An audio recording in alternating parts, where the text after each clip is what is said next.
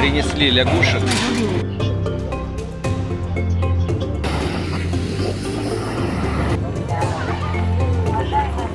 Всем привет, друзья! Сегодня мы с вами перенесемся на тропический остров Хайнань. Это самый южный остров Китая, который известен во всем мире богатой культурой, тропическими пляжами и уникальной природой. Хайнань считается тропическим раем. Тут средняя температура годовая 25-30 градусов, что делает его привлекательным для туристов в любое время года. В этом видео мы вам покажем и на себе испытаем традиционную китайскую медицину, уличную еду и расскажем о местной культуре. Давайте попутешествуем по этому загадочному острову, который еще называют Восточными Гавайями, а еще этот остров называют остров долгожителей. Саранчу я попробую раз в жизни. И даже если, да, не дай бог, если ты не дожил до этого возраста, чтобы выйти на пенсию, у тебя этот счет государство не забирает. Так как мы летели на остров Хайнань из Беларуси, то нам пришлось выбирать рейсы с пересадками. Но зато белорусам, в отличие от россиян, не требуется виза в Китай. И до 30 дней мы смело могли находиться в стране. Приземлились мы в городе Санья. Санья – это один из самых известных курортных городов на острове Хайнань. Тут и будет проходить наше путешествие. В каждом отеле Саньи внизу находится маленькое турагентство по экскурсиям. Цены практически у всех одинаковые. Вот и мы в день приезда сразу же подошли к такому гиду, записались на множество экскурсий и спросили, как скоротать нам именно этот вечер дня приезда. Кроме массажа мы уже везде опоздали. Вот так мы и оказались в медицинском центре, где массаж – это самое маленькое, что они нам могли предложить. Спасибо. Видишь, говорит, пожалуйста. Я вот хочу иглоукалывание засунуть. Я не знаю, куда эти иголки. Куда его можно? В язык, может?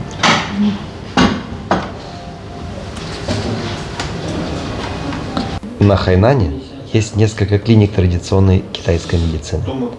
Вас прямо из отеля трансфером доставят туда и продиагностируют бесплатно, заведут карточку. А дальше на ваше усмотрение. Можете лечиться, можете нет. А можете лечить только одну болезнь. Врач вас осмотрит только глазами и руками. И как рентген увидит вас насквозь и запишет все ваши болезни в карточку. И только после осмотра спросит, что вас беспокоит, что вы хотите вылечить. Лично у меня попал на все 100%. Мой шейный остеохондроз быстро выявил пальцами, но я о нем и так знал, так как был на родине на рентгене и МРТ. Это моя профессиональная болезнь. Потому что нужно монтировать видео за столом, а не на кровати лежа. И вот мы уже на все время пребывания расписываем себе ежедневные массажи, иглоукалывания и заказываем таблетки. Причем я попросил таблетку выпить сразу, но врач отказал. Сказал изготовить только через 2 дня. Таблетки готовятся индивидуально под каждого пациента, с учетом его болезней. Ставить иголки не больно. Это как укус комарика. Наверное, человеку на соседней кушетке больнее, ведь ему назначили кровавые банки. И вот каждый день за нами будет приезжать трансфер и возить на процедуры. А в конце видео мы расскажем вам о своих результатах.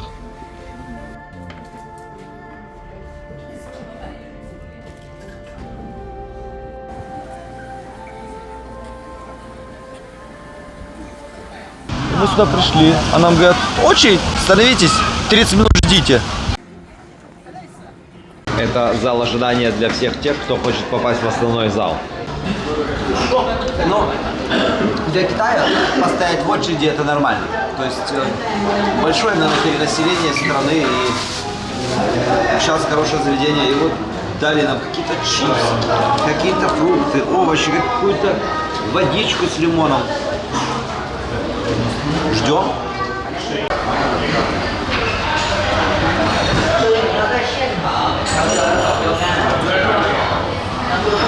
Вот мы выбрали 2 соуса себе, а теперь надо выбрать основные блюда, которые будем там жарить. Вот это хочу. Okay. Yes? Так, что еще? Курица. Chicken. А, нет, это фиш. Фиш, это... Yes, fish. Ну давай фиш, one fish. Okay. О, вот. Hey, no. О, смотрите, креветки есть, тигровая креветка. Оп, есть. Возьмем, что еще? Кальмары есть, да? Я даже, понимаете, я бы все брал, просто я не знаю, что это. Вот, смотри, яйцо даже можно пожарить себе здесь. Что еще будем жарить? Это кто? Порк брейн. мозг. Свиные мозги, хочу. Ты чё? А что, съедим? Давай, что тут еще? Вот эту штуку хочу. Слышь, может, я много чего хочу? И таких тут столов много. И каждый сам себе выбрал, что хочет, и варит. А вы лягушку не взяли? Взяли. Ты будешь есть? Я ей сказала, знаешь как, это квак-квак, она сказала, да. Так ты скажи, принеси мне дзинь-дзинь. Ну, типа вилки. Как мы этим есть будем? Помимо того, что мы заказали, тут еще есть такой мини-шведский стол. Можно взять себе маленькие гарнирчики.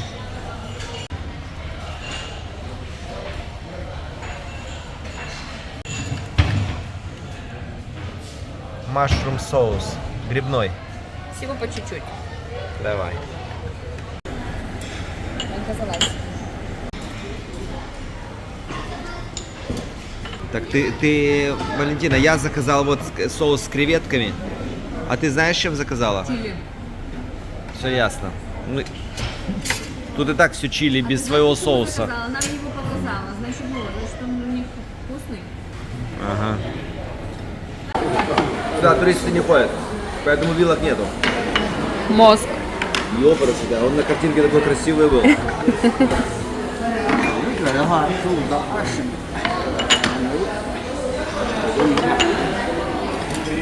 Давай. Все, опускай воду. Ты сам? В смысле давай? Давай опускай Я думал, он воду. хочет помочь мне. Слышь, я сейчас мозга себе пожарю немножко. Что ж, целый мозг, что ли, свиной? Извините, ребята, но готовим так. Вот целый свиной мозг.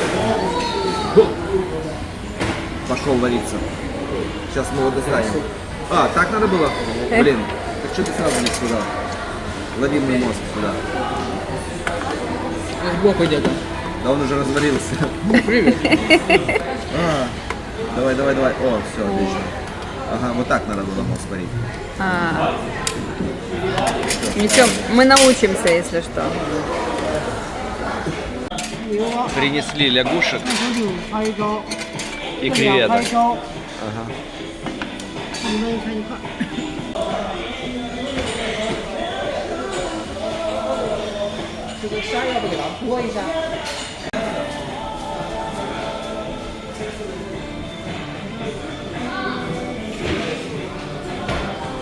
Пускай жабьи лапы и свиной мозг в одной кастрюле жарятся, да? Вот он решил нам креветки сам почистить.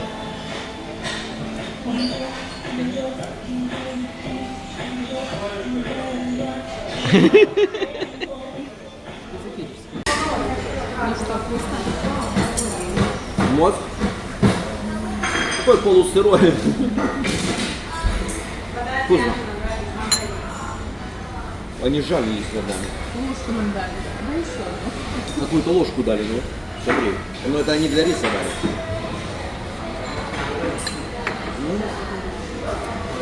Я ему мозги буду есть.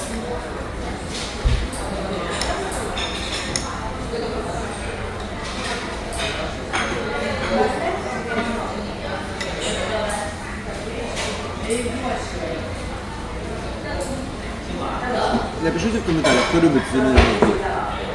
Это такое не китайское блюдо, у нас в деревнях все едят, да? Я помню, когда только женился на себе, теща его просил много-много нажарить. И он мне целую сковородку нажарила. Когда их много, то не очень вкусно. А когда вот такой кусочек, деликатес, Давайте поедите, это мяско. Кстати, он нам все объяснил.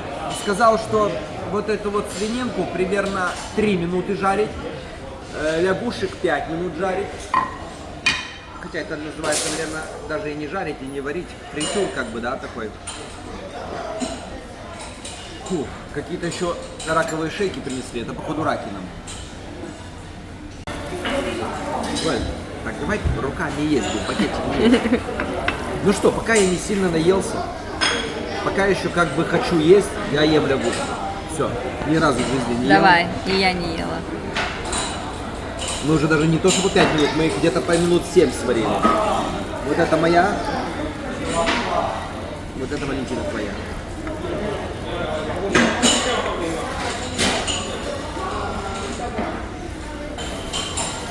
Так как там?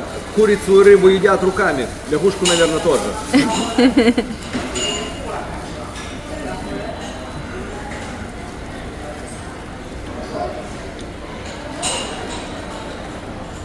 И мы ее хотели сварить вот в этом соусе. Он сказал, нет, надо вот в остром.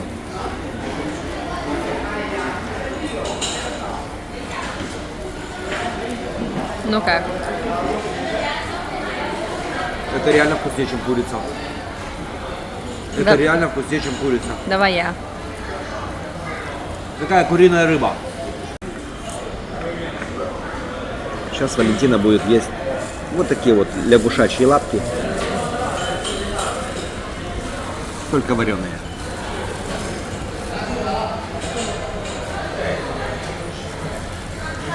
Я верю в тебя. Человек, который 50% еды никакой не ест, вот сейчас будут лягушачьи лапки есть. Давай.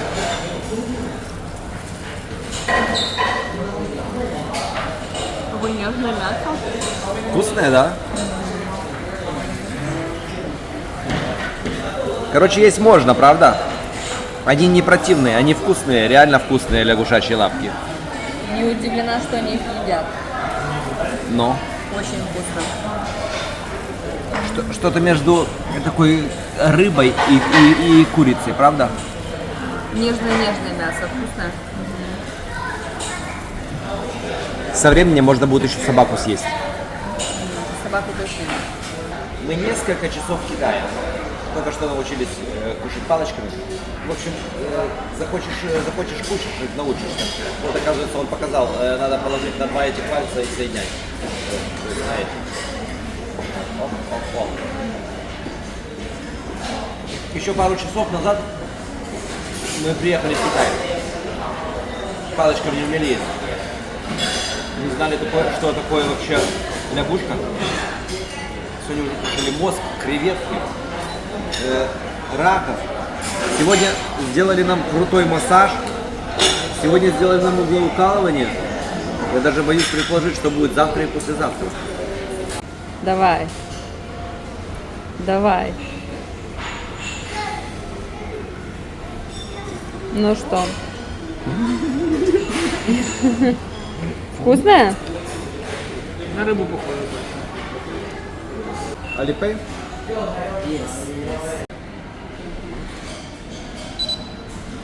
В Китай можно даже не брать с собой наличные деньги. Тут надо скачать приложение под названием Alipay, которым пользуется весь Китай, привязать к нему свою карту и рассчитываться им. И Alipay – это не только плата, но и такси, транспорт, туризм и многое другое. Ваш канал смотрим. Попали, да, нас вот и шли по улице, вот нас узнали. Даже в Китае. С Владивостока. Мы с Владивостока, Да? всем привет. Беларусь, Владивосток. Вроде так далеко друг от друга, А да? в Китае встретились. А встретились просто на Хайнане. Всем привет. 一阳值田，然后我告诉你。儿子，来帮我抬一下垃圾来，来。 То есть этим Alipay можно рассчитаться везде и за все. Даже если бабушка какая-то будет старенькая семечки продавать, и то у нее есть оплата штрих-кодом через Alipay. Вот сейчас мы заказали на 137 юаней, это где-то, сколько это, где-то $20, да? Да, где-то $20. В холодильник домой положим, а будем каждый день кушать. Ножика у нас нету в отеле, поэтому вот она сразу же почистили.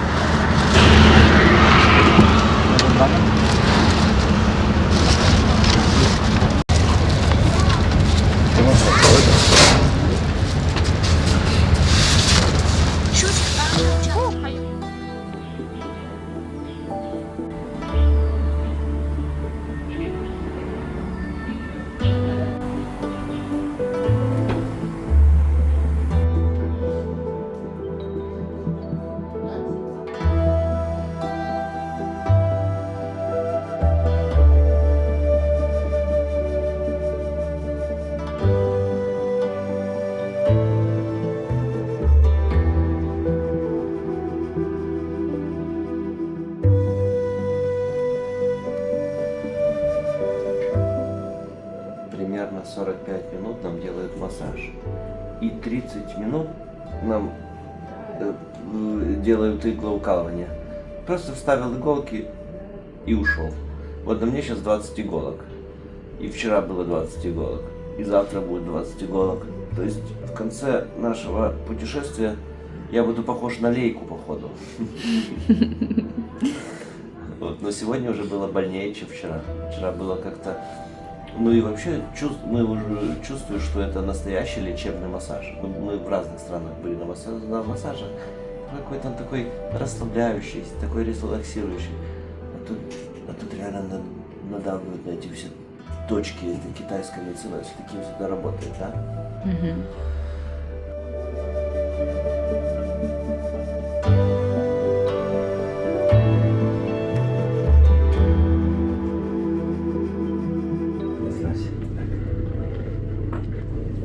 Слышали, да? Хорошо.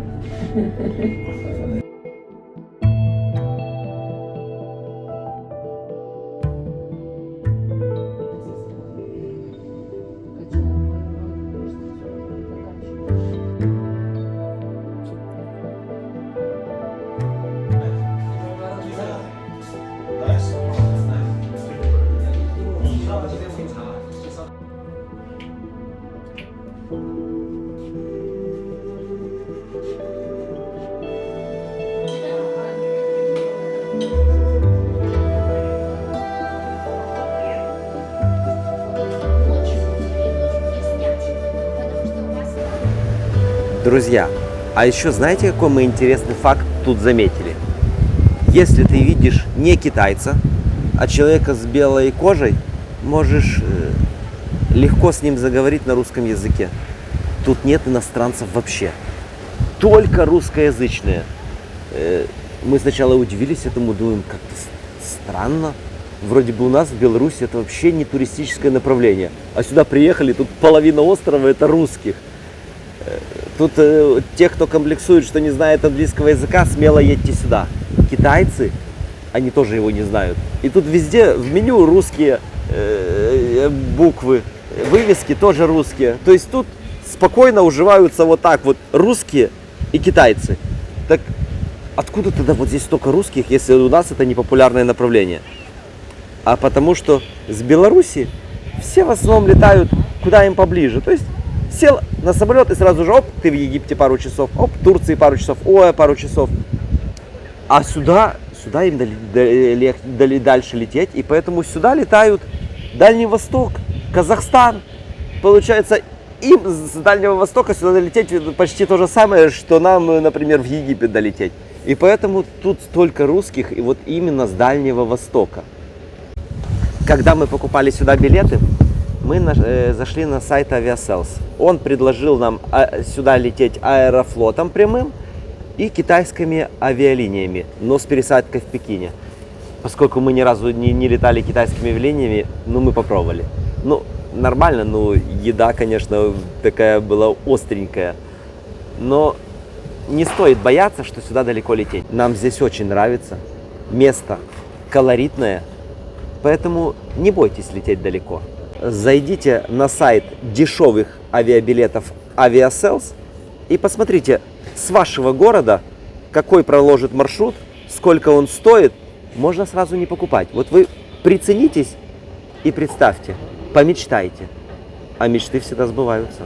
А сейчас мы приехали в романтический парк в Санье. Это тематический парк, расположенный на острове Хайнань, который посвящен культуре, традициям и романтическим историям. Это место очень популярно среди туристов, благодаря своим живописным декорациям, разнообразным зонам и культурным мероприятиям.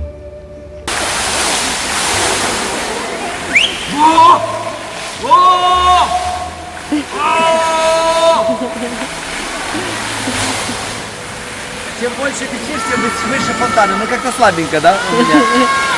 Главное мероприятие начинается в 8 вечера, а до его начала у нас было 2 часа.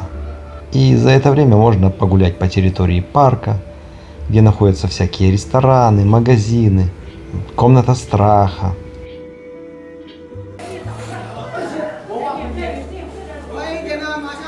Комната виртуальной реальности, где тебя со всех сторон окружает экран, и ты чувствуешь себя непосредственно в центре событий.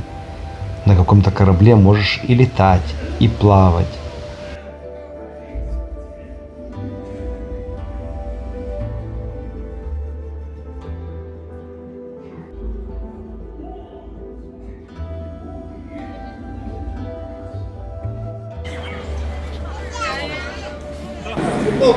Давай, она, я,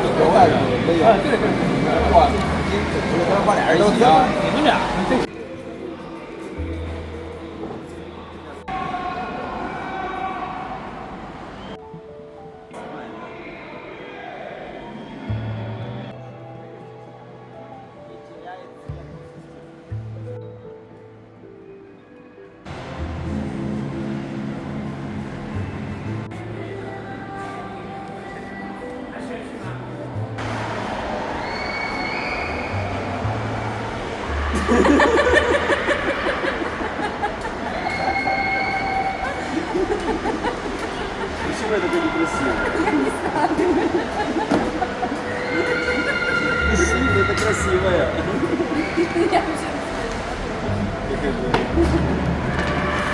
Это я на себя не похож.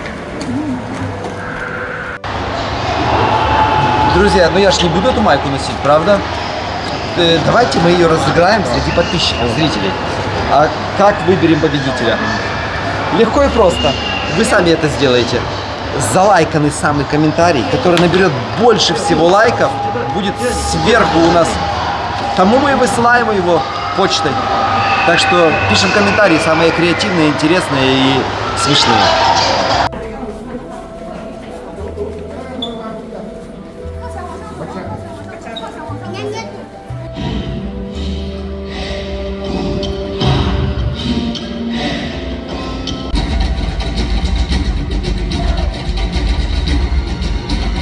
Шоу превзошло все ожидания.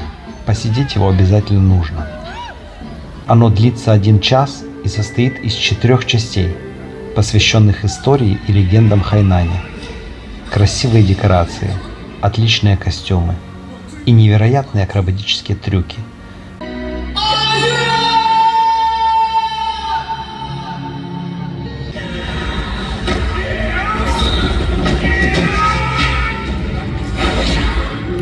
Красивые декорации, отличные костюмы и невероятные акробатические трюки точно не оставят никого равнодушными.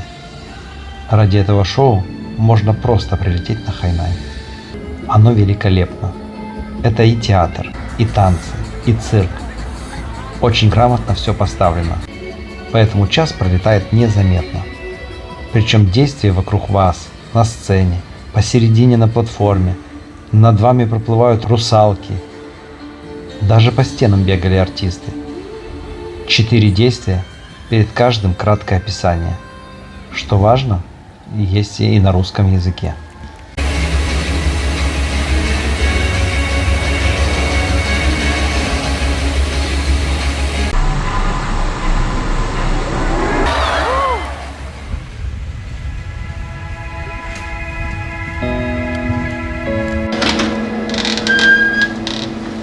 Вот в таком вот номере мы живем. Вот. Обычный номер. Ничего такого сверхъестественного тут нету. Снаружи отель, конечно, и внутри, в холле намного красивее. А так видно, что ремонт не свежий, но отель на берегу побережья, есть у нас тут бассейн, вот холодильничек. Все есть в номере, чайничек, все необходимое есть. И я расспрашивал у других постояльцев этого отеля, примерно всем обходится, вот примерно, на 10 дней, они говорят, 100 тысяч на одного человека. То есть это примерно $1000. Вот. Это уже с перелетами и с проживанием. Но нам чуть дешевле обошлось, но а так вот, за эти деньги, наверное, в мире мало альтернатив. Вот так.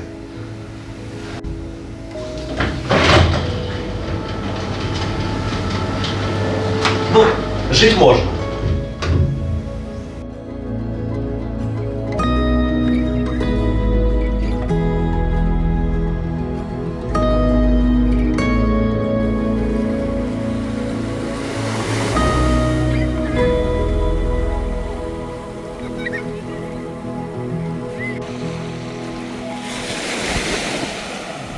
вообще не похож на наш традиционный пляж, потому что, посмотрите, китайцы, как и африканцы, не любят плавать, не умеют плавать. Поэтому вроде бы протяженность пляжа, смотрите, какая длинная, большая. Но все купаются в маленьком лягушатнике, такой вот за буйками. И тут свистуны стоят, смотрят, наблюдают. То есть если я здесь зайду, то ко мне подъедет джип, там подъедет кто-нибудь на квадроцикле, скажет, давай туда, за буйки. Не похоже, как у нас, да? И даже китайцы даже не загорают. Для них загар — это признак бедности. То есть это с давних времен пошло. То есть рабочие на плантациях загорают, а шейх, господин, там, кто у них там, император сидит во дворце в тенечке. Вот, поэтому как-то вот и вода декабрь, январь холодная. Ну, в любом случае, мы просто только что проснулись, мы в любом случае искупаемся, но не сильно сейчас насладишься морем. Мы в плохой сезон приехали.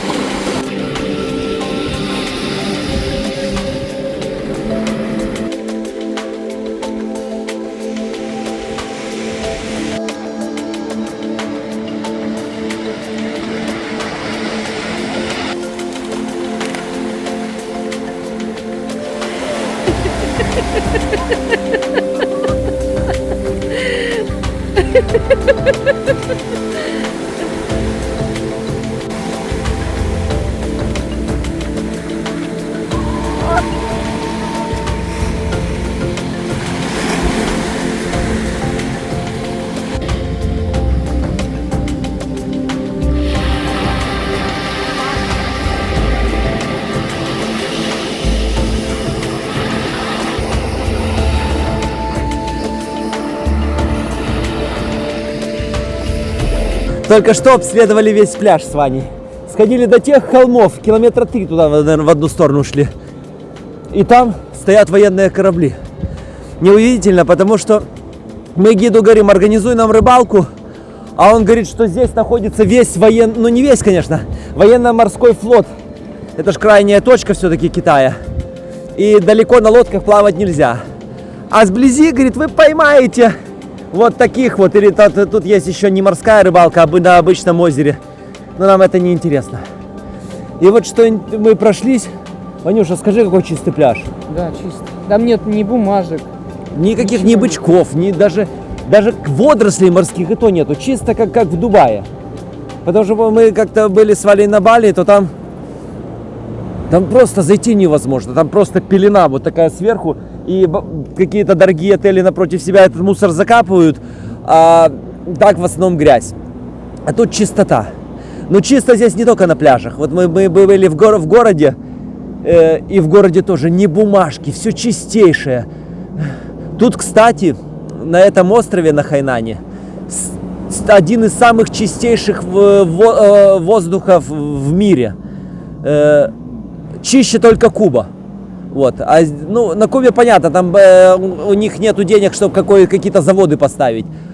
А здесь китайцы принципиально не ставят какое-то производство, ездят принципиально на электромобилях, заботятся об этом острове. Чистейший. Приятно, конечно, здесь находиться. Чистота, вот даже вот попьешь сок, никогда в жизни это не выкинешь. Возьмешь в отель, занесешь. Потому что как ты же не можешь кипнуть первым. Когда все соблюдают порядок, то и ты будешь соблюдать, правда? За нами опять приехала машина и едем на иглоукалывание. Как, ты хочешь? С каждым днем все больнее и больнее.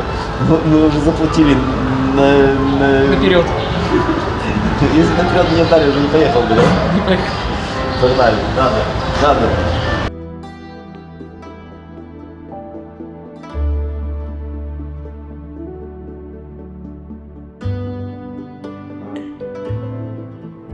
Сегодня иголки поставили прямо в живот.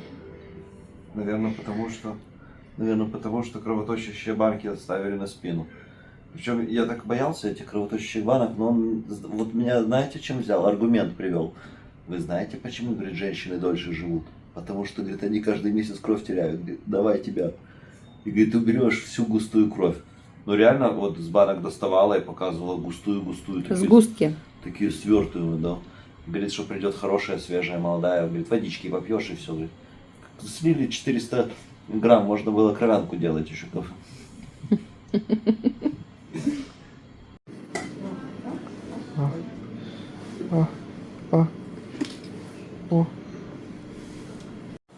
В ноги, кстати, больнее, чем в живот.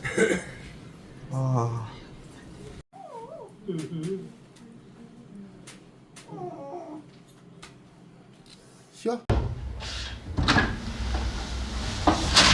Посмотрите, что у нас в холодильнике лежит.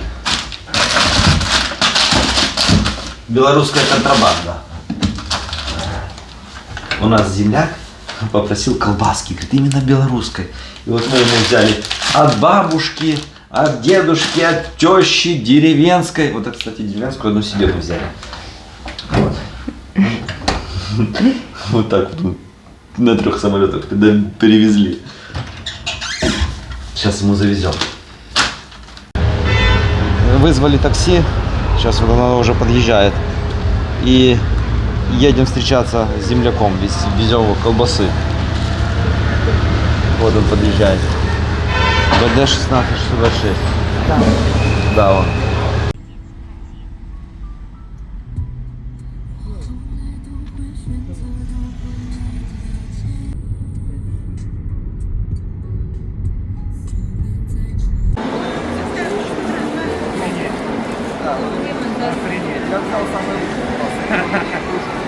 А еще и кружка от вас. Вот это поворот, спасибо. Колбасы здесь, конечно, нету. Поэтому я теперь как крестный отец буду с колбасой. Спасибо вам большое. Но тут есть колбаса, но она сладкая. Да. Когда я был молодым и слышал от кого-то, что вот я за ночь отекла, или у меня глаза отекли, или у меня ноги отекли, я думал, что у меня такого никогда не будет. А вот именно вот в этой поездке, в начале полета, снял кроссовки, и когда мы приземлились уже, одевать они не влазят, ноги не влазят. Поэтому мы всегда с собой берем вот такой вот напиток для уменьшения объемов.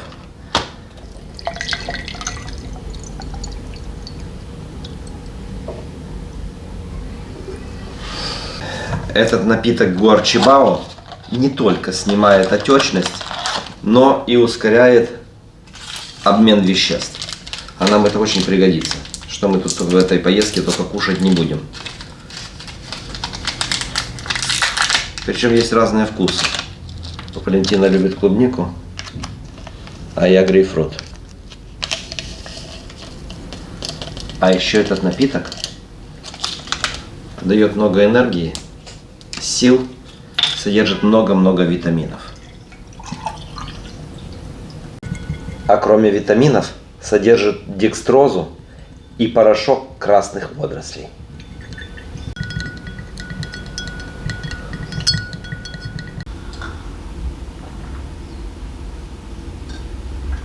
Да, еще он очень вкусный. Где приобрести, я оставлю ссылку в описании и для россиян, и ссылку для белорусов. Короче, сейчас тут мы заходим в ресторан, нашли шведский стол. Вот.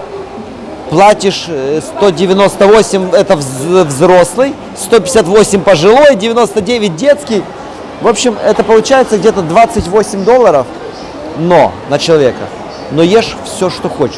Вся еда, которая только бывает. Хочешь королевские креветки, хочешь лобстеры, хочешь хамон. Короче, все, что бывает, самое лучшее в мире из еды, ты можешь заходить и кушать. Попробуем?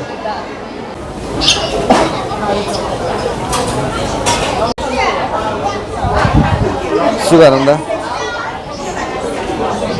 В основном кипящая фондю. Сюда? Давай. То есть сейчас нам опять приготовят вот такие соусы.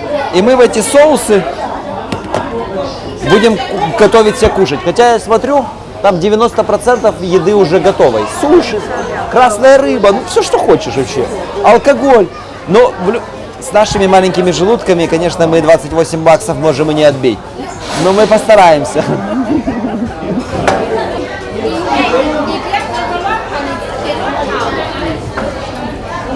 С чего начнем? Это что, кровянка? Да. Точно, смотри, черная колбаса, кровянка. Короче, можно все здесь, всего кидать. Вот это на саму себе готовить, походу, или просить.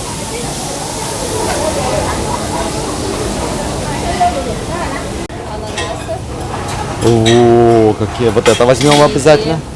Смотри, вот это вот тоже возьмем обязательно. Главное все попробовать нам.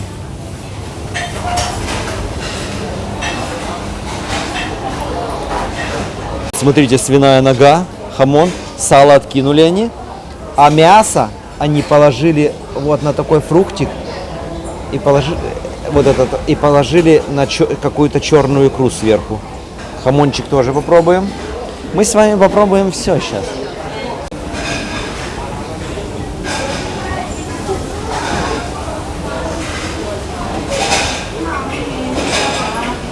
Смотрите, что здесь. Утки висят, кстати, у них постоянно не с головами висят. Вот, давайте, вот это такой утки, вот от такой вот ножку возьмем тоже сюда. Оп.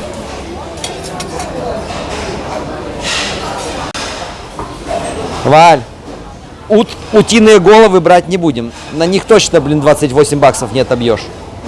Пошли искать черную икру с красной рыбой лучше.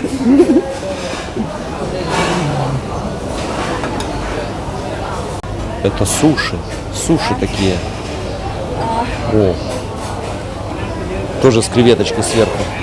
Тоже возьмем. Я не знаю. Извините. Это, короче, это... Это мы в чужой тарелке взяли.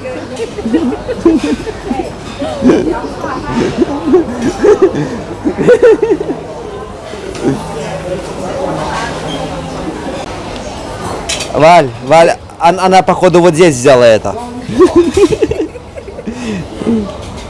Но у китайцев, как же здесь все вкусно, красиво выглядит.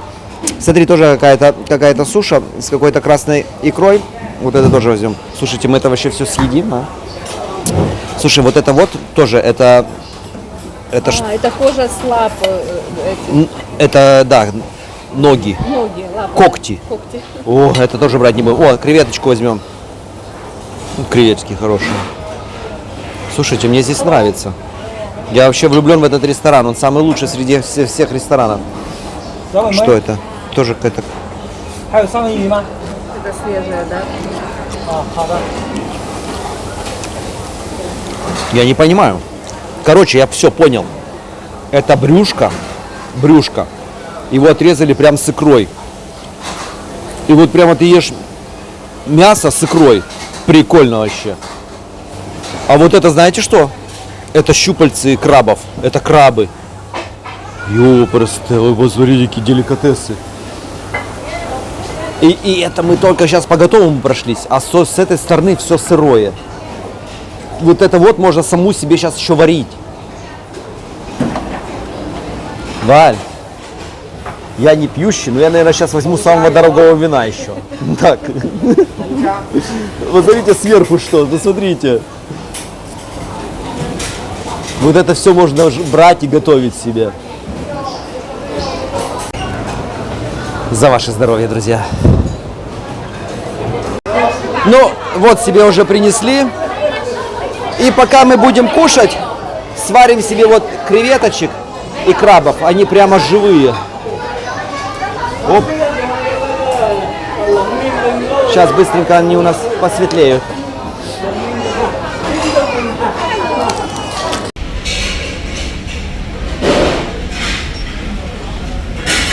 Без вилок попробуй много съешь. Ну вот, креветки жарятся наши, варятся. Крабик тоже. Пока что мне здесь нравится. Ваня ест, да? Ваня тоже потерялся.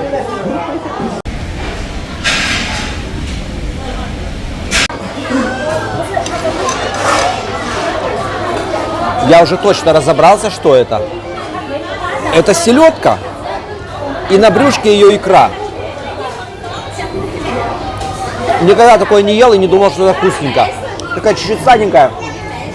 Мы только что обратили внимание, что в этом ресторане только мы одни, все остальные китайцы.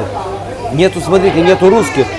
Хотя где на пляже, в других ресторанах всегда 50 на 50.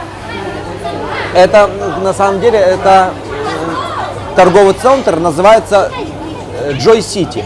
5-й этаж. Если кому-то будет интересно, заходите сюда. Нам здесь пока что больше всего нравится.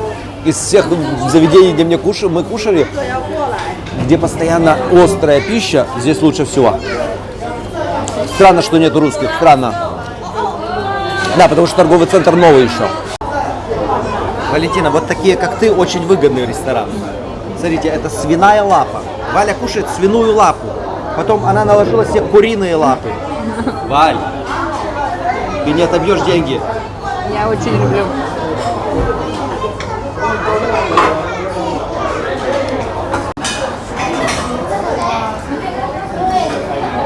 Их Ваня лучше было, надо было пожарить. Ну ладно, уже раз взял. Это что, ты кусок мяса взял? Свинина. А это у тебя Краб. щупальцы крабов.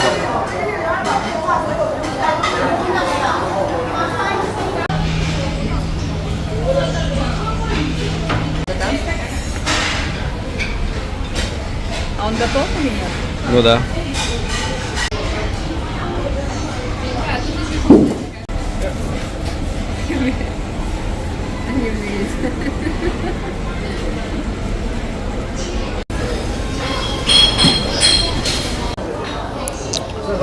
Я нашел точно такую же вот селедку, только с желтой икрой, а не с красной. Икра 100% настоящая. У меня впервые в жизни такое. Я впервые в жизни жалею, что у меня маленький живот. Хотя бы все попробовать. Вот ходишь, хотя бы все по чуть-чуть попробовать. Все самые вкусные блюда в мире собраны в одном месте. Валя, помнишь, мы ходили по Дубаю? И они давали вот эти специи пробовать. Вот они. Там у них там чуть ли не за грамм, как наркотики, чуть ли не 10 баксов. И тут, все. Я даже не знаю, что больше, что вам уже показать больше, чем вот здесь. Лучше, чем здесь, просто не бывает. Давай.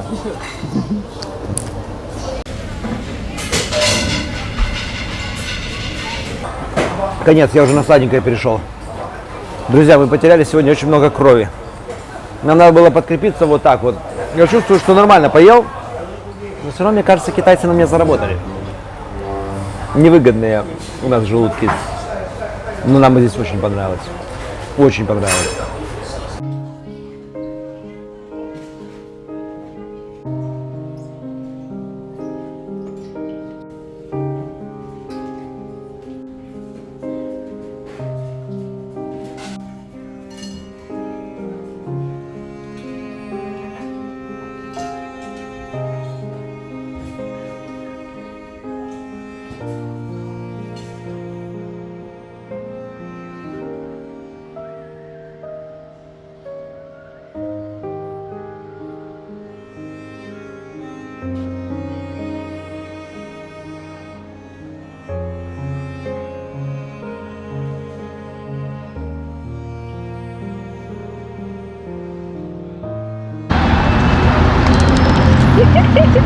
Овчарка, ко мне! Ко мне! Дай лапу. Ой, ой. А сколько ж ты весишь?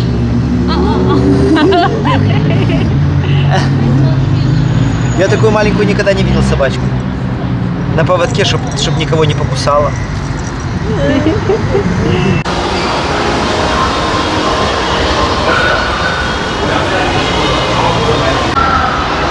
Это китайские автомобили. Тут их столько марок, что не сосчитать. Прям какой-то Макларен.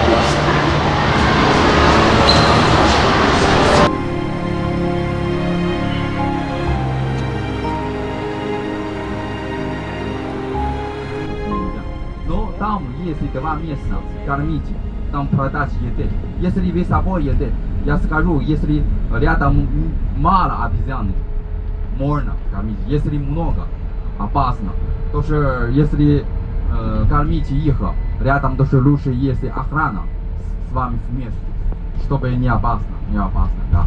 И еще, если видели обезьянное лицо, красное лицо, тоже далеко их, не близкие. А это что значит? Это старые обезьяны или беременность. Да, беременность. Это тоже опасно, обезьяны. Красное лицо, далеко их. Если вы хотите с обезьян фотографировать, лучше 1 метр. 1 метр, да. Не так, очень близкий, вот так.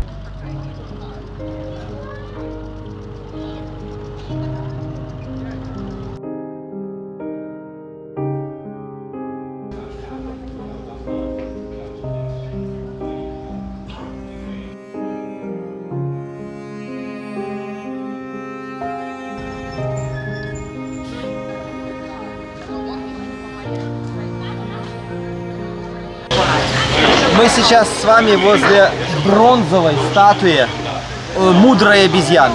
Она установлена прямо по центру острова обезьян. А обезьян тут просто кишит, мерено-немерено. Все на свободном выгуле гуляют, хотя тут и какие-то коровы я видел, и куры. Но обезьян вот просто вот каждый метр обезьяна. Нам уже объяснили, чем краснее морда, тем старше обезьяна. Вот со светлой мордочкой это молоденькие, с красной и красной попкой это старые обезьяны.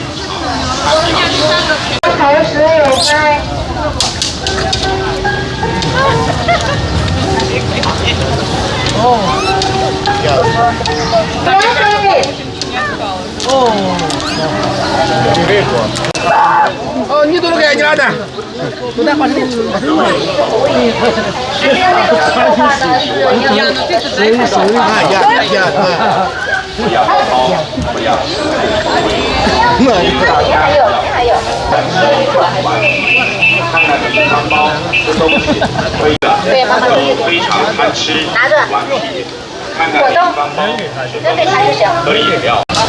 Видите, как их кормят? Стоит рядышком управляющий с палкой и предупреждает каждую обезьяну: пробуйте только заберите, пробуйте только укусите. Видите, он стучит. Саму кормить вообще опасно. То есть ты только откроешь рюкзак, они уже будут у тебя все в рюкзаке сидеть и рвать твой рюкзак. Говорят, что без этих палок лучше вообще даже свой рюкзак даже не открывать. Все выспотят. Злится, видишь как? В общем, дикие животные, даже гладить их нельзя. Что тут у нас, в принципе, просто сами принесите. Давай,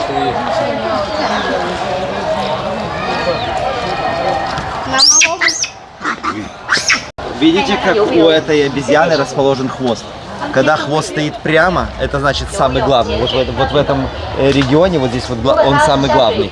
И вот здесь бассейн, и он не дает никому здесь плавать. То есть вот есть еще у него то есть у него хвост так, у зама так, а остальные не имеют права хвосты поднимать. У всех остальных хвост вниз. И вот смотрите, он стоит возле бассейна и никому не даст нам поплавать.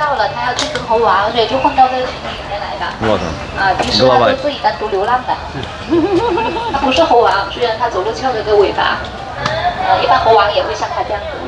Директор определяется по хвосту и обосранной жопе.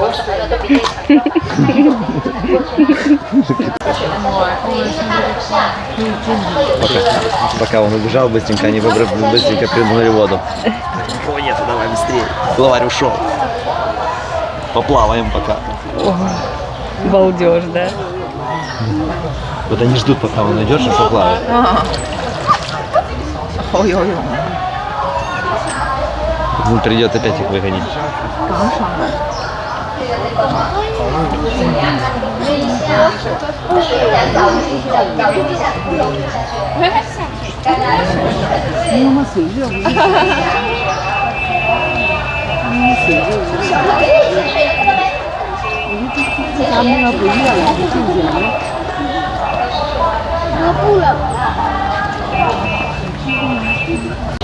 Остров небольшой, за 40 минут можно обойти. Сюда мы приехали на корабле на остров, а назад уедем уже по воздуху на фуникулере. И вот этот вот памятник главной обезьяне, а сейчас мы вот тут. Вот. Здесь вот пошли сейчас к обезьяньей тюрьме. Тут, говорят, вот сюда в тюрьму заточили какого-то зама, который у директора спер банан. Дали год.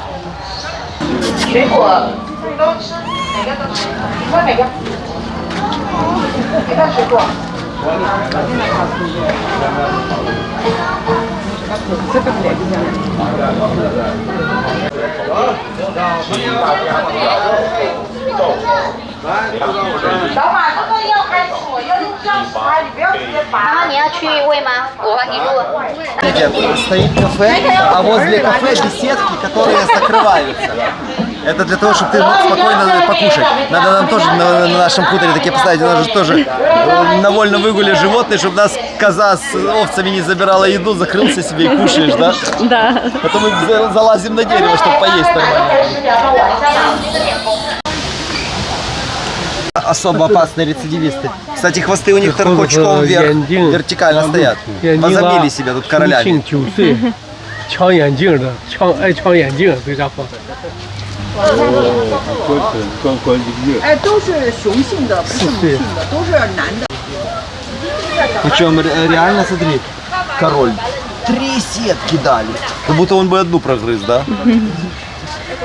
Все по-китайски.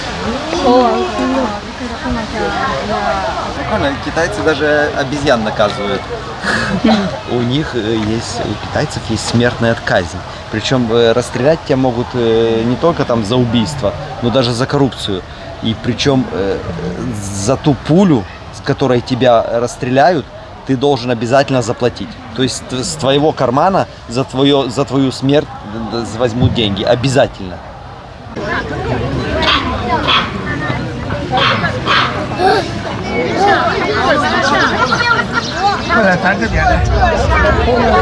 Вот это знаете, чем похоже? Вот это видели, когда собака сидит на цепи, она гавкает на тех собак, которые по воле бегают. Так и тут вот эту обезьяну посадили на веревку, и она на них гавкает, как собака.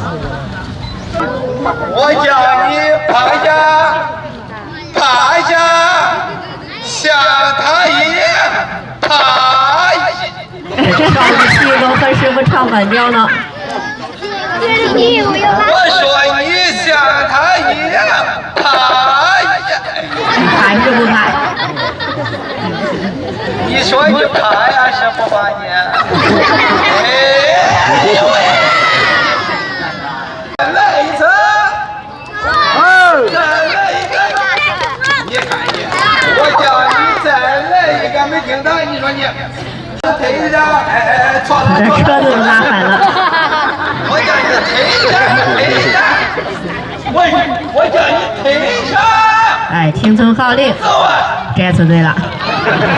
这猴子推拉车呢，也是一项流传广泛的一个传统表演。帽子戴上。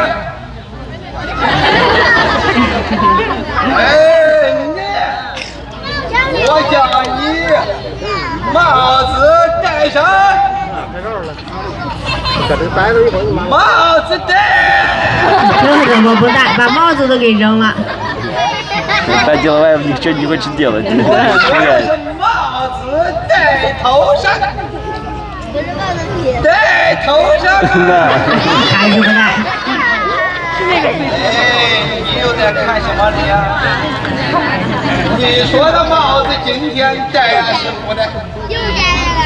戴不戴？他自己呢选择一顶小红帽来戴，把那个绿帽子呢留给了师傅。来，好不戴？你的，我说的是你的。都不要。别说你。这还把师傅的帽子也给摘扔了。这那个，拿过来，拿过来。还跟老师呢打起架来了。打人家的一回。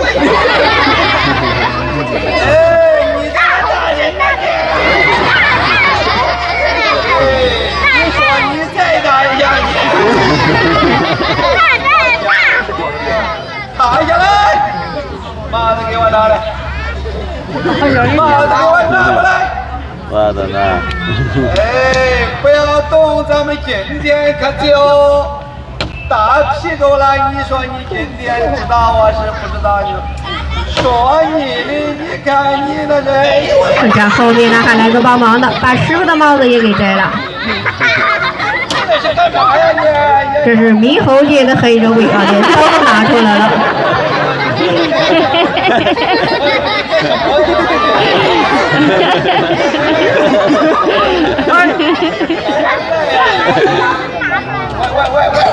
哎，向老师撒娇呢。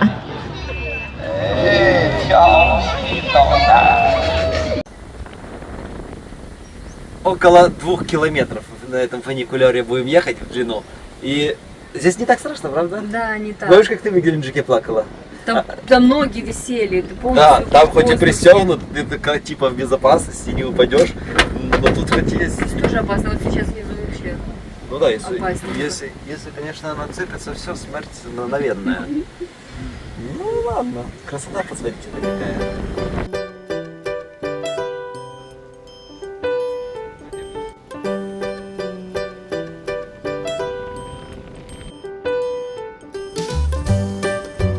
Ну чуть-чуть же страшно.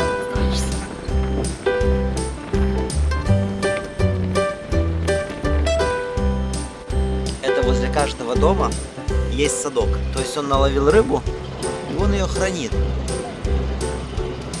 до продажи, чтобы не умерла.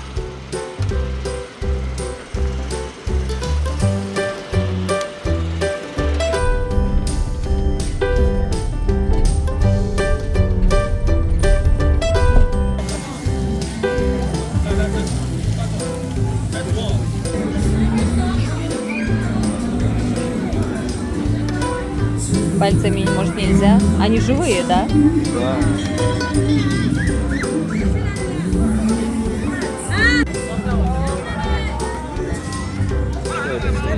Что это? Ужас. В Китае действует правило. Все, что шевелится, можно кушать. Все.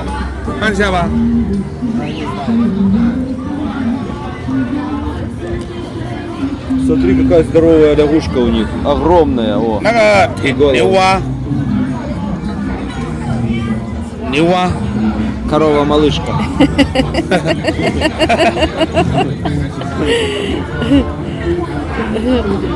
У них очень трудный перевод. Есть, съесть, съесть. Потом, хорошо. Переводы здесь страшные. У нас булочки в этом ресторане называются желтый пакет. Тоже едим. Это лобстеры. Дорогой деликатес очень. В некоторых странах по 90-100 долларов один. Но так можно и 30-40 купить. Представляете, какой он дорогой. Вот из этого всего ложим что-то в корзинку, и нам это приготовят. Давай. Жабу я уже ел. Так, Вот, давай вот такую. Это ты себе возьмешь такую, а я хочу себе вот такого взять. Или такого, или такого. Это у нас, как Валь называется? Осьминог. А по-английски? Октопус. Октопуса возьмем. Вот, ты уже себе октопуса не бери. Я себе возьму октопус. Креветки по-любому надо взять, я их люблю. Саранчу я попробую раз в жизни. Просто сказать, сом ошибается или нет, что клюет на нее. Только поэтому. Дальше, что еще можно взять? Мяски всякие. Мяски мы дома поедим. Ваня пускай мяски ест. Ваня, не накладывай так, себе вот это мяско. вот какой-то тоже морской гад. Ложи, ложи. Надо съесть. Да. Давай еще что-нибудь. А вот это что это такое? Это грибы, невкусно, это да? грибы. Это грибы. А что здесь еще Вроде бы. вкусное? Что? Ничего. Что еще вкусно? Это что у нас такое? Нет, это я не хочу есть пробовать. Так, надо что-то еще. Смотрите, тут даже фляки есть. Давай фляки возьмем. Я люблю. Давай попробуем. Слушайте, какой у нас уже корзина получается. Да. Короче, просто попробовать по 4 штучки. Не знаю, что это. Вот эти вот, наверное, надо их поесть. Все, вот это 2 штуки съем. Я вот эти хочу. Вот этих вот? Да. Ужасно, Валя. Ты такое есть не будешь. Это тоже... Я хочу. Мы на них тоже самов ловим. Давай 2, ладно. Вот таких давай. Что это будет сегодня у нас за обед? Валь, ты взяла под креатинчик с собой? Да, взяла. Хорошо.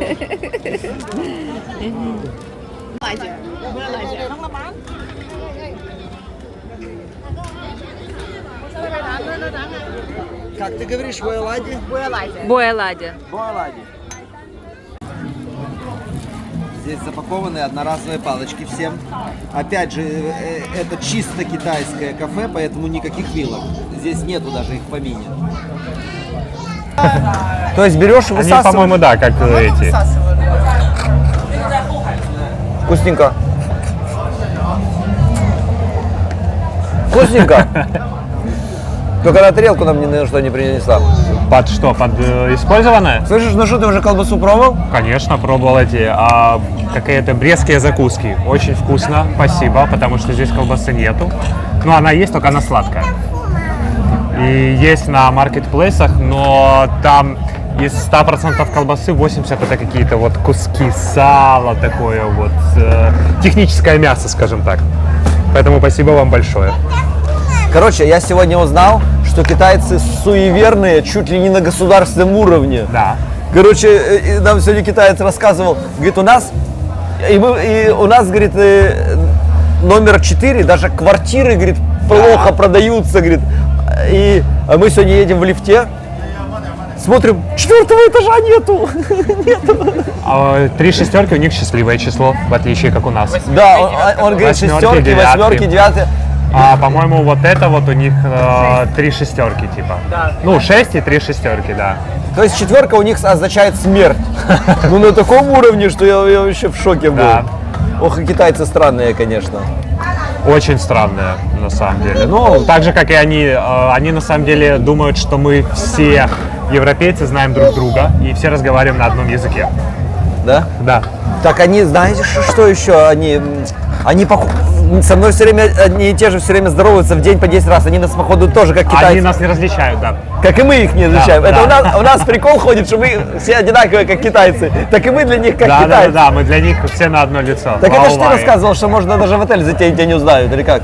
Да, можно зайти в отель, на самом деле, с умным лицом. Типа, вы из отеля, там, походить по отелю, по пляжу, можно даже в бассейне покупаться и пойти дальше своей дорогой. То есть у нас нету вот этих вот... Да, не во всех отелях есть такие браслеты, как бы, допустим, есть там отель, он абсолютно закрытый, туда, там очень дорого на самом деле, очень дорогие номера, он вообще в другой стране.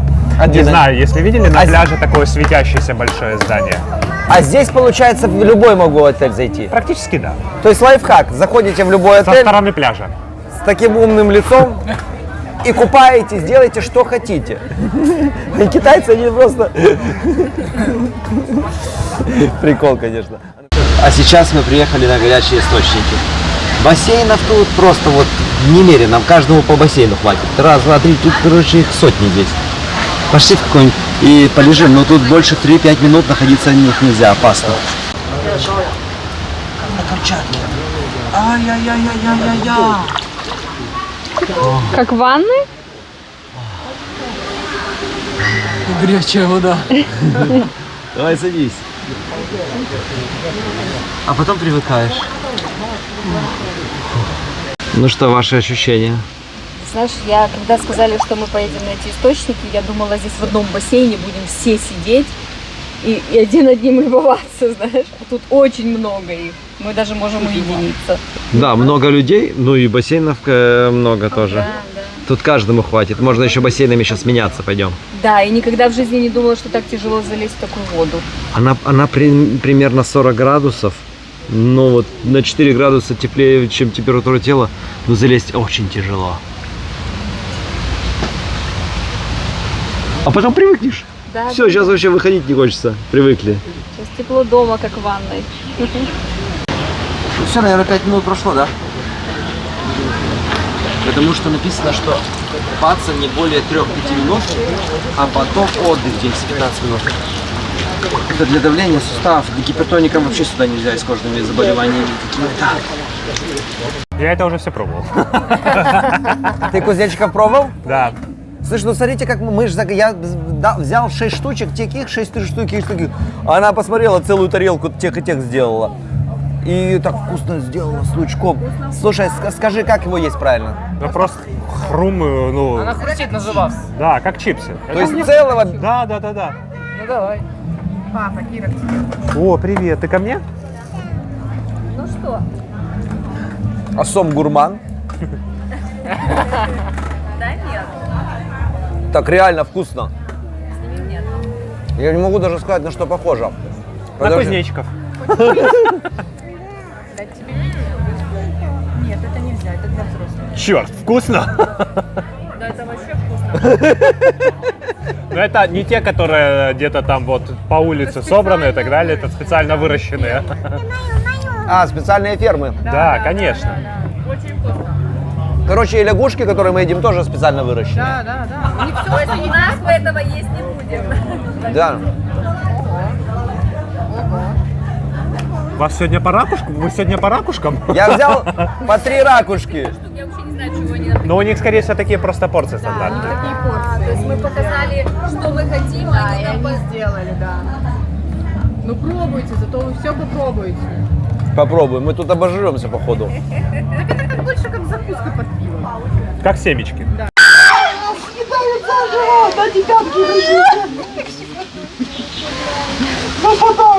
Слушай, а если так заслужить, что проснешься без ног?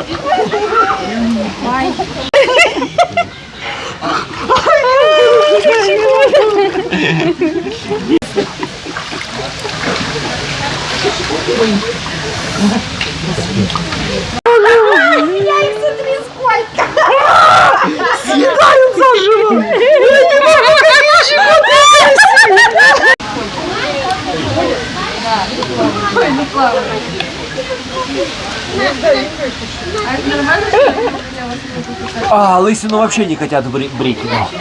Вот к ногам пристают больше всего. Почему-то. Вот ноги, может, они чувствуют где-то какая-то кожа грубая, Орогоревшая?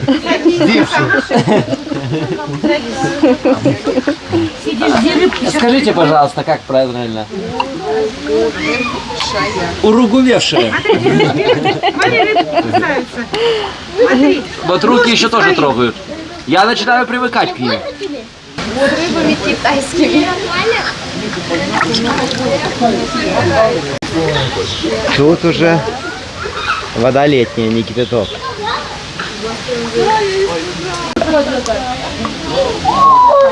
Мы с Ваней как только приземлились, мы обратили внимание вообще на этот автопарк. Так не такой, как у нас вообще. Даже у нас самая распространенная машина в Беларуси это Джили. Тут мы видели за все время, наверное, одну или две, и те не такие, как у нас, электрички какие-то. Да, здесь известные бренды, то же самое BMW и так далее. Здесь практически 80% все электрическое. Да, тут 80%. Потому что говорят, что электрическая, потому что в раз налог дешевле, чем на бензиновую на 13%. То есть на бензиновую платишь 13% налог, а на эту не надо платить. Так еще и выгоднее ездить в 2 раза, чем на бензине. Ну и вообще, да, и они так хотят, чтобы китайцы свой остров Это одна из не загадили. самых же экологически чистых мест в Китае. То есть то ли остров, то ли сам город Санья. Да, кстати, нам сегодня китаец рассказывал, что его называют островом долгожителей. Тут 84 года средний возраст. Та-дам! Как в Японии. Слушайте, кузнечики самые вкусные. Я не думал, что мне так зайдут кузнечики.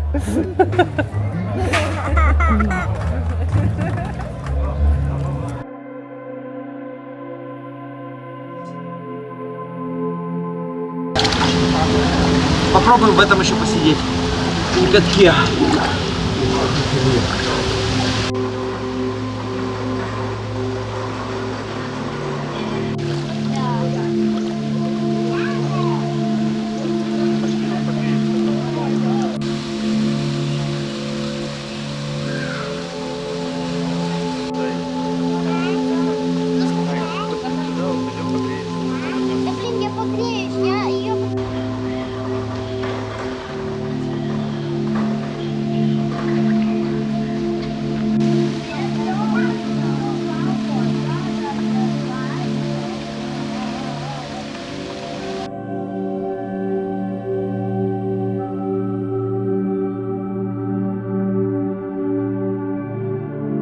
мы в первый день, когда пришли к морю, вот потрогали воду, вообще такая холодная оказалась, да, с Ваней?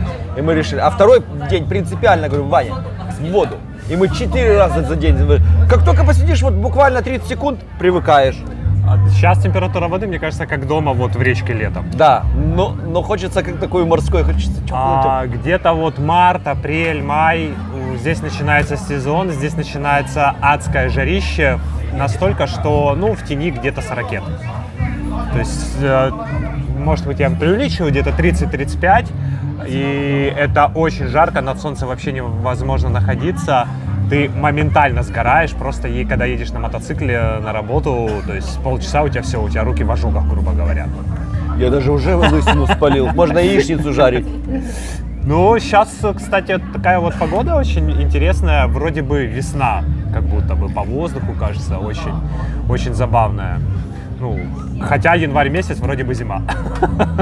Ну, блин, друзья, вы видели, мы же вместе с вами накладывали 2 того, 6 того, 6 того, 6 того, а уже вот 6 тарелок полных. А уже нужен второй стол. Еще что-то несут.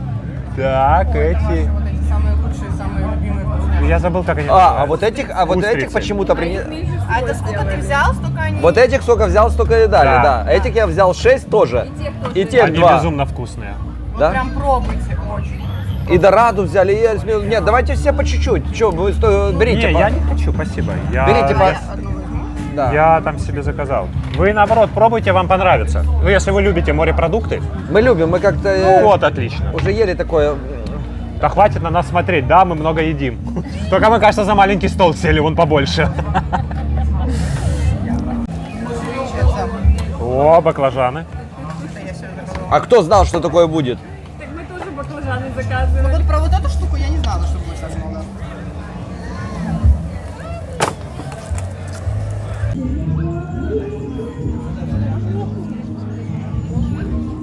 Короче, я не думал, что до такой степени это все вкусно. Китайцы умеют реально готовить. И как у нас пословица, из говна сделать конфетку. Так и тут, как оно такое вкусное? Баклажан вкусный, кукуруза вкусная, кузнечики вкусные, все, ракушки эти. Есть секретный ингредиент – соевый соус. Соевый соус. Тут все в соусом. Абсолютно все в соевом соусе. Да, соли у них Они нету. только им не моются, и все. Хотя, как знать. И чеснок. И чеснок. Секретный ингредиент. Да, это все вкусно очень. Мы, на самом деле, когда сюда ехали с Валентиной, мы такие за рулем, спереди, Ваня сзади. Папа, мама, а что вы ждете от Китая?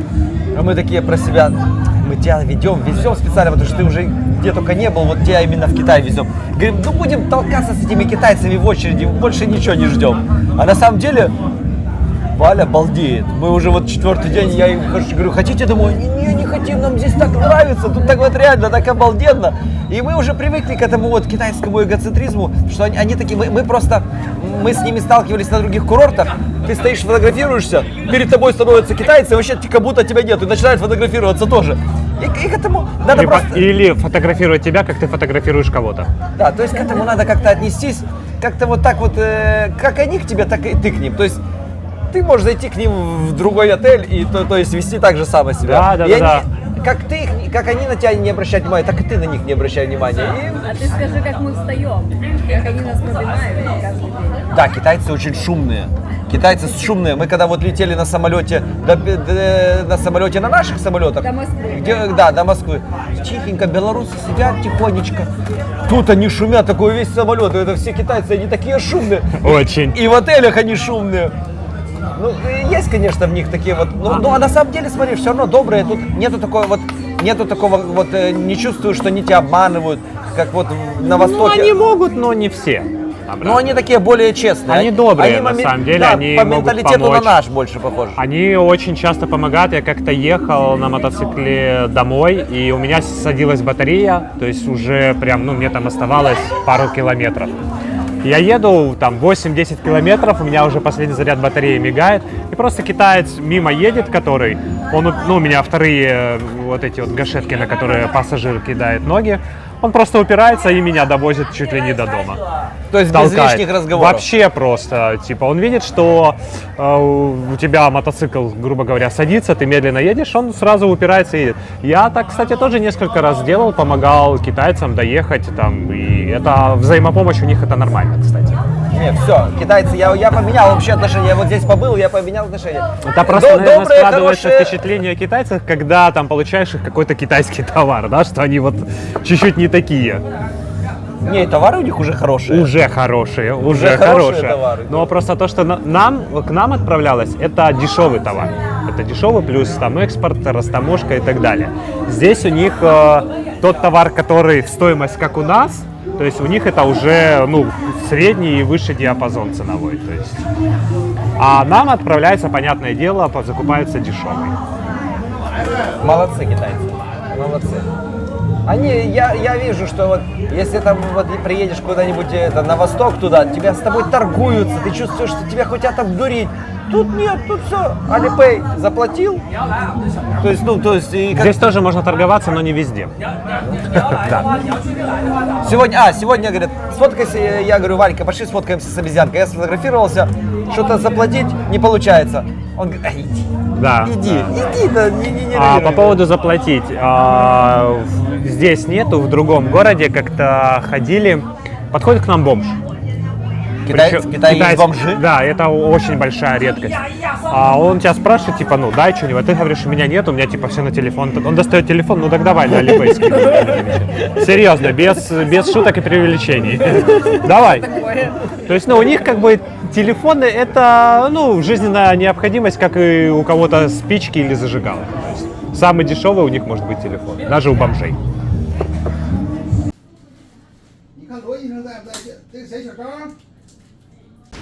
Опять только что были сегодня на массаже, на иголках. Нам уже дали лекарства, вручили. Только посмотрим, что здесь. Это, Валентина, твои. Тут тоже главное не перепутать. Дали справку для таможни, что написано, что можно перевозить, наркотических веществ не содержит, что китайская медицина, все как положено. Как принимать. И то же самое Диме, да? Но Диме какие-то другие пакетики, вот, совсем другие. Просто вот даже по размеру отличаются и по цвету отличаются. И тоже справка для таможни. Но мне вот интересно, я думал, что вот это вот одну таблетку надо пить. А надо вот, говорит, сразу целый пакет надо выпивать вот так вот за раз, 2 раза в день. То есть вот этих 2 пакета в день получится и вот этих 2 пакета. Ну таблетку я выпью, вот как можно вот этого сразу за раз вот выпить? Но они сказали, можно в теплую водичку и потом все выпить. Нет, он сказал, можно так, но он сказал, вот это вот, говорит, сразу выпиваешь и теплой водой запиваешь. И никакого, тут написано, что при это нельзя морепродукты никакие есть в этот день. Острые, холодные, алкоголь.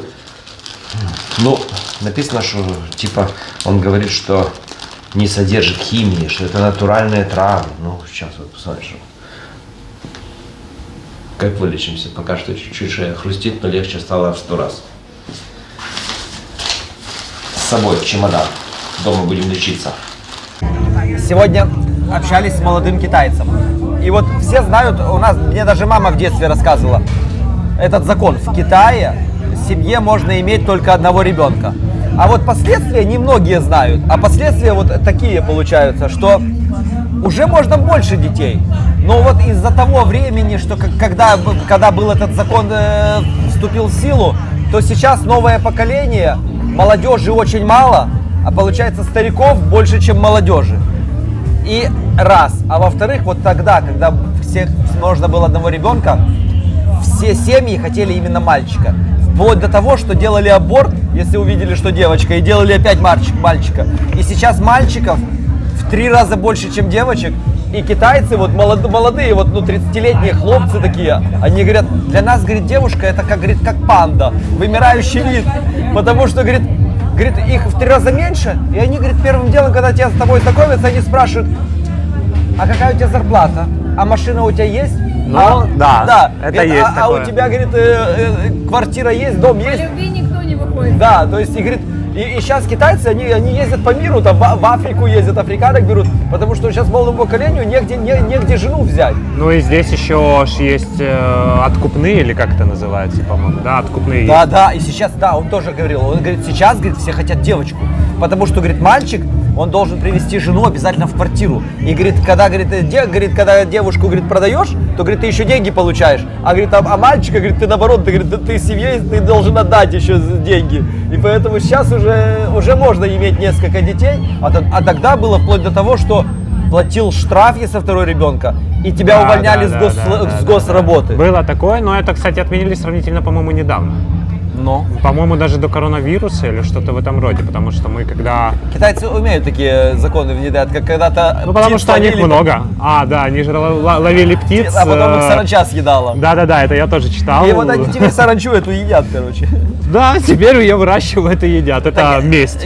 Блюдо, которое подается горячим. Ну, я даже где-то слышал, что сейчас потепление климата, мировой океан становится соленее, и развелось много медуз. Китайцы начали медуз есть. Все. Это из области все, чего больше, это нужно приготовить и съесть в соевом соусе. Вы знаете, почему мы столько всего заказали? Я думал, что, возьму всего по чуть-чуть, по-любому половину есть не буду, будет невкусно. По 3 ракушки. В итоге вкусно все. Нету такого блюда, чтобы мне было невкусно, но все вкусно. Просто вот дораду мы съели ее просто полностью, кукуруза шикарная. Вот есть только что мы еще не пробовали, но я уверен, что мы тоже это съедим. Сейчас придется. Китайская кухня шикарная. Скажи, Ваня.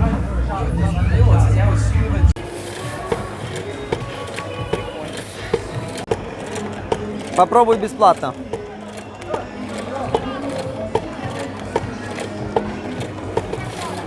Автомат сразу из кокоса делает конфеты без сахара, просто натуральные.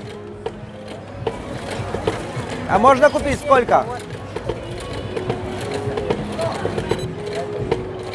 Ой. Вот это? Окей. Окей. 30. One. Одна? Иван. 30 юаней 1 пакет. А 100 юаней 4 пакета, да? 4 пакета. Выгоднее. Давай берем 4 тогда. В подарок, правда? 100. Окей. Окей. Подарочки будут, да? Все-таки без сахара, без ничего, все натуральное. А тут так же, как во всех азиатских странах, вот во всех, почему-то, если жилье купишь, тебе гражданство не дают, пенсии тоже не дают. Во всех азиатских странах почему-то так. В Европу заедешь, тебе дадут и гражданство, и пенсию, а вот почему в Азии? Здесь вот именно в Китае как? В Китае пенсии как таковой нету. В Китае как? Ты вот работаешь, у тебя из зарплаты какое-то количество денег откладывается на банковский счет. Соответственно, каждый месяц откладывается, копится, плюс из этой суммы процент идет. И когда ты уже, грубо говоря, у тебя такой возраст, что ты не можешь работать, тебе нужно выходить на пенсию, у тебя есть этот счет. Соответственно, там накопилась очень большая, огромная сумма, и ты на этот счет живешь. И даже если, да, не дай бог, если ты не дожил до этого возраста, чтобы выйти на пенсию, у тебя этот счет государство не забирает. Оно переходит твоим родственникам ближайшим. Ну, как бы честно, да. Дальше. Но это не социализм, это капитализм. Дальше. Чем здесь занимаются пенсионеры? Они с 7 утра играют в настольный теннис, в бадминтон. Они занимаются тайчи каждое утро. Они сидят в парке, играют в различные игры. Они в парке танцуют. Перебью. Реально, мы сегодня пошли в теплые бассейны. Пенсионеры по теплым бассейнам лежат, чаек попивают, да? Такой вот, да, и они получают. Да, и мы еще с Валей такие говорим, что наши родители, вот почему наши пенсионеры вот не так вот. Денег нету, да? Они вот здесь, вот они на пенсии, они действительно чилят, отдыхают и просто действительно отдыхают. Как бы, блин, я не знаю, я честно, я в 7 часов, когда выезжаю на работу, в 7-8 утра, китайцы уже вовсю там играют в настольный теннис, в бильярд, занимаются гимнастикой, и это вот для них... А видишь, обидно, вот ты проработаешь здесь 20 лет, ты так все равно не будешь, как они. Как знать, как знать.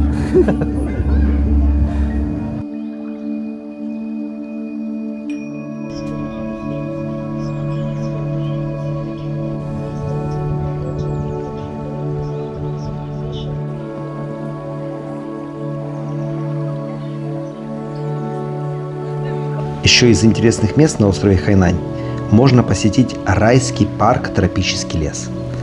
Это место идеально подходит для любителей активного отдыха. Мы поднялись на смотровую платформу, откуда открывается невероятный вид на залив. Горы, пляжи, бескрайний океан – все это выглядит как кадры из фильма. 10 тысяч шагов тут точно пройдете. Из минусов – это то, что очень много народу, поэтому лучше ехать в будни вечером. А еще это единственное место, где надо была наличка. Поэтому мы не смогли спуститься на дополнительных аттракционах.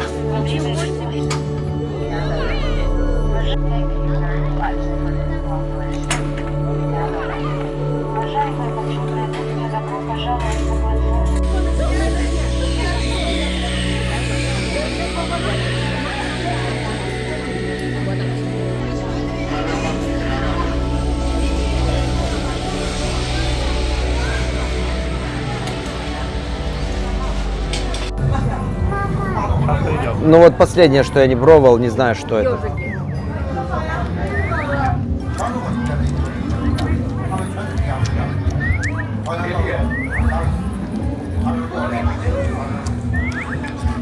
Супер воздушная невкусная консистенция. Типа зефира, но это мясо. Вот. Поэтому я уже вот так вот сытый и без них. Я их не буду есть. Вот это пускай будет самое невкусное. Ну прикиньте, зефир мясо. А чё? Ты чего? Кусать будешь меня? Ай, кусай, ладно.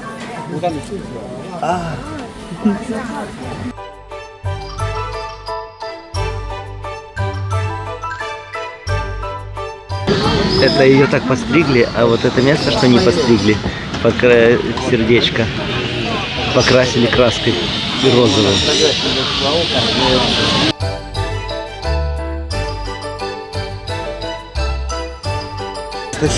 Вместо сена их кормят листьями.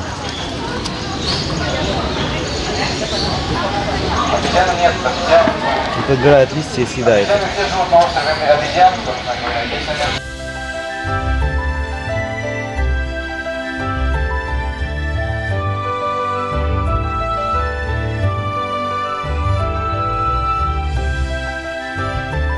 Вот естественные условия орхидей. Тут надо влажную среду, и они растут прямо на деревьях.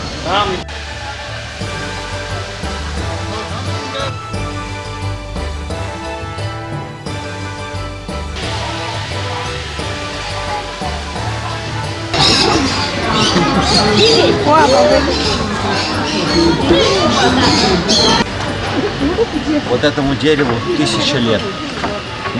Камень облепило корнями. Но наши дубы даже в 200 лет посолиднее, повыше, потолще, да? Да.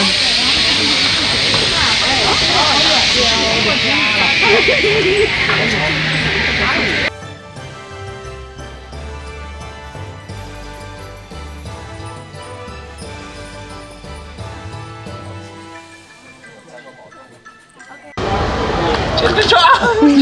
Червячок, червячок, червячок! Кого червячок? Хороший червячок.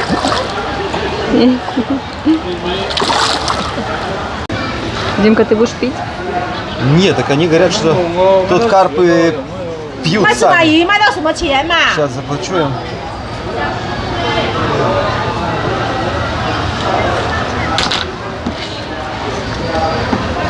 Скидка 15.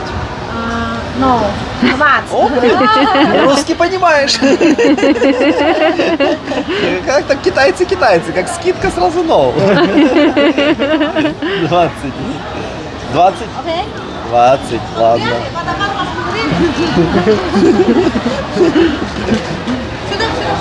Обычно мы козлят там кормим. Ну-ка, кому покушать? На.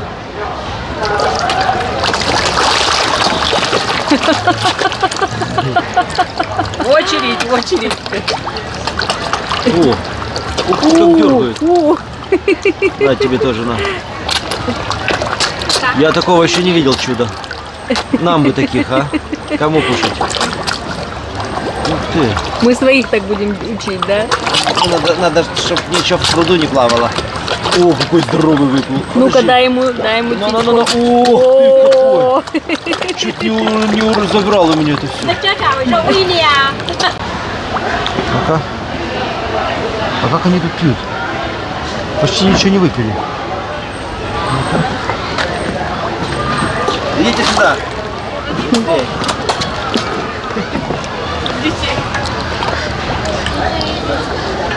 Они вообще не попадают. Да, им тяжело. Вот черный, смотри, какой. Я такого черного никогда не видел.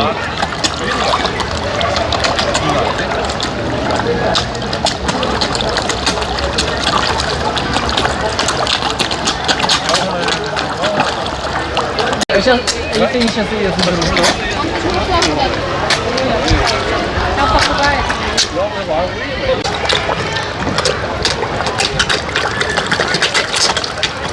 А если им так дать, будут пить.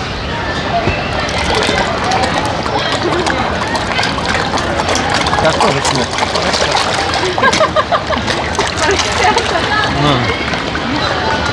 О, так им будет еще вкуснее. Так, поели. А теперь с горла.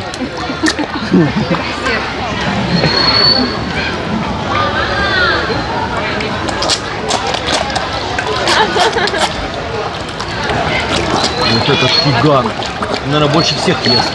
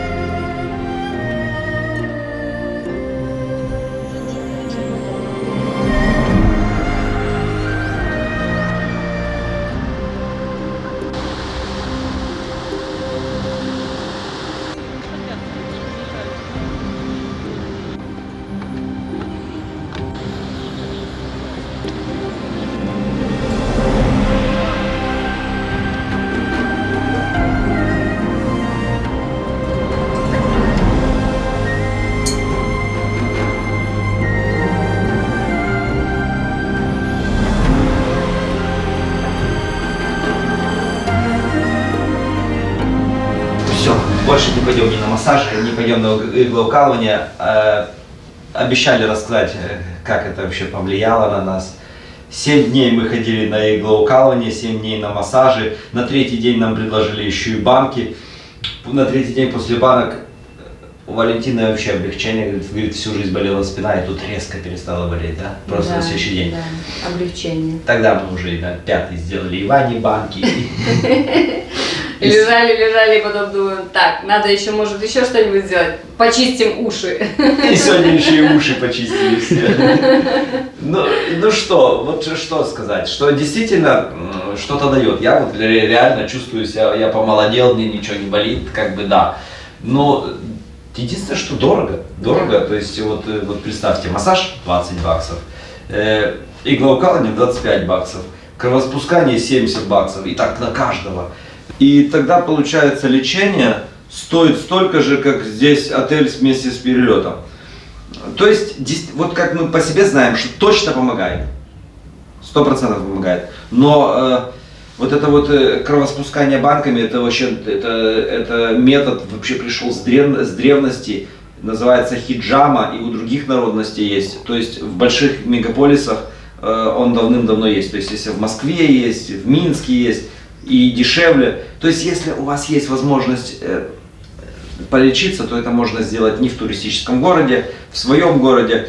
Но если вот нам, например, мы живем на хуторе в лесу, если мы, например, хотели бы себе сделать массаж, то нам каждый день надо ехать в город. Если мы бы хотели себе сделать иглоукалывание или эту хиджаму, нам надо было вообще ехать в мегаполис, снимать гостиницу. И в итоге время, гостиница и деньги, это вот бензин, это стало бы то же самое. А так мы в одном месте вот приехали, подлечились, да? Да. Оздоровились, понимаем, что где-то нас, как всегда, как туристов тут нагрели, ну и подлечили одновременно, да?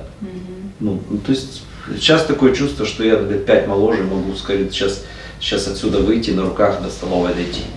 Давай. Чувство такое есть только.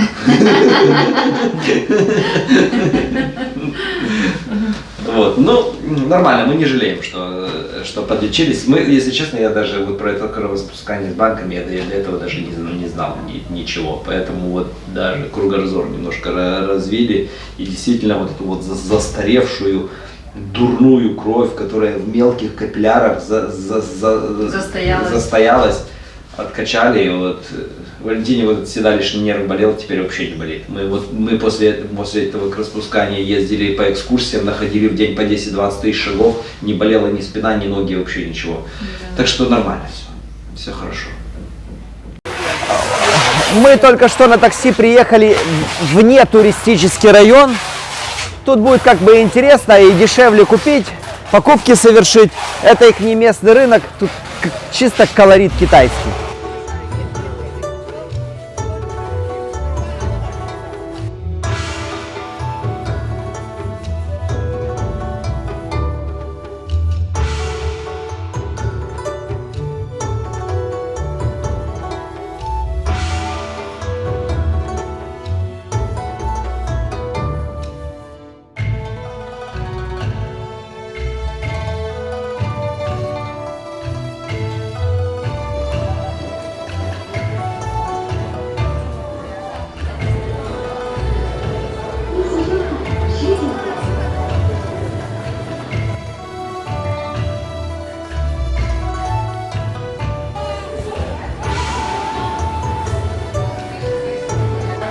Вот это плавник рыбы, а это воздушный пузырь рыбы. Чуть ли не акула, да?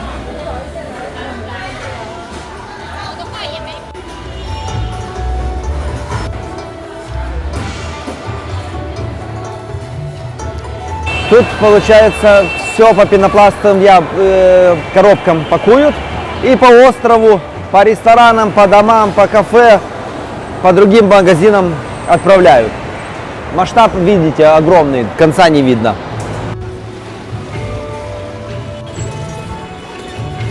Тут столько фруктов, которых мы даже не знаем названия. Сотни видов. И в наших странах даже его не продают.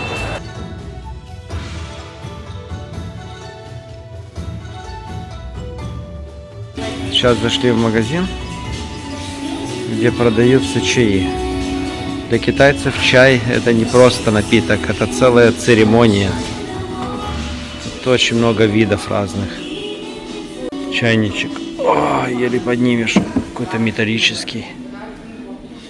А на таких столиках деревянных у китайцев проходит чаепитие. Они сделаны с натурального дерева.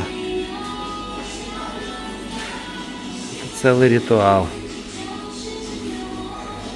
А пьют китайцы чай вот с таких вот маленьких, даже не знаю, ни стаканчики, ни кружечки, какие-то фужерки маленькие. И тоже очень дорогие стаканчики. Ванька, давай вот этот возьмем, может, кудин. Давай возьмем. Видишь, там где зеленым написано, это зеленый чай. Зеленый не будем тогда. Тогда такой еще возьмем, такой же, да? А это зеленый чай.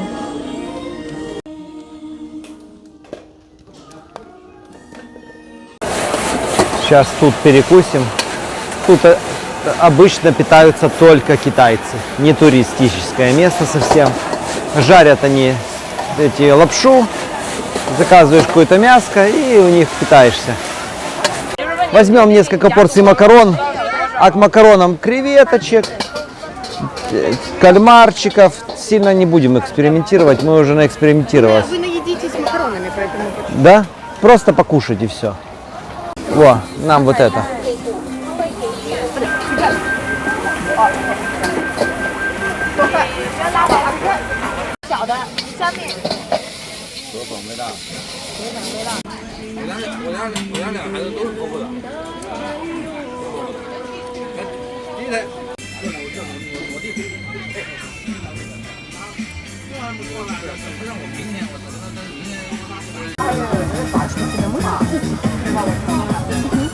Вот это, друзья, самый настоящий Китай.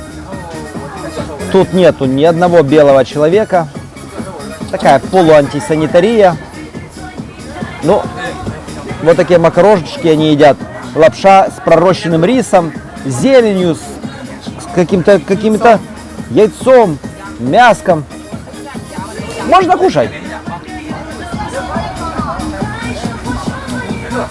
Фу, вот так вот после работы китаец заходит и здесь кушает. И зачем ему дома готовить, если вот мы за $15 поели четвером, причем это с креветками, вот такие порции макарон просто объелись. Недорого, да? Попробуем сходить в торговый центр «Ананас». Популярное среди туристов место, ну и жители местные гордятся этим магазином. Может, какого-то сувенира прикупим. Пошли глянем.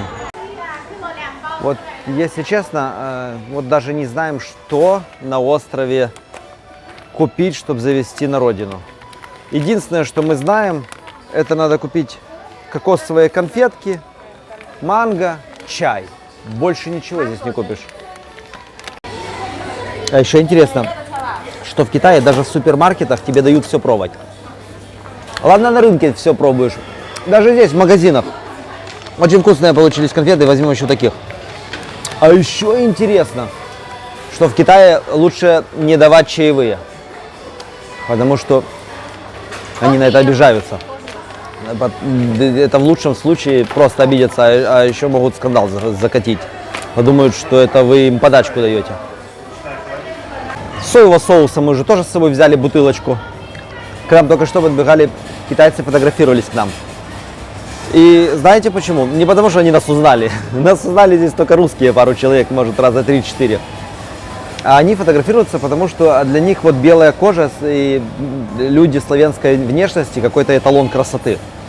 Тут даже когда на работу принимают, нашим славянским людям платят в 2 раза больше, чем китайцу. Им главное, чтобы был не похож на китайца. То есть даже вот если вы, например, какая-нибудь девушка с белой кожей и вообще стесняетесь этого, если у вас комплекс, что у вас длинный нос, здесь вы будете первой красавицей. Так что вперед в Китай, будете и красивой, и так еще много зарабатывать. Смотрите, что мы нашли. Дядя Ваня огурчики по-берлински. Уже по-московски бы мы написали, а то вроде бы и Ваня, и Берлин, и все намешано.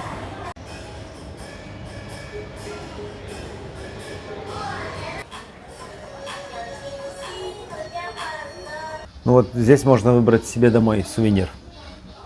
Это все с ракушек сделано, змейки вот эти, дракончики. Ваня, вот мне вот с нижнего ряда одна ракушка нравится. Если давай попадем, если ты вот покажешь ту, которую мне, то по-любому берем. Ну, давай. Ну, я выбрал из них. Мне тоже нравится она. Она, видишь, вот как бы это, да, но это такая большая, да? А цена одинаковая, цена 79. Короче, цена $10 такой. Возьмем, будем дома настоять, да? И будем слушать звук моря. Вот это гудит.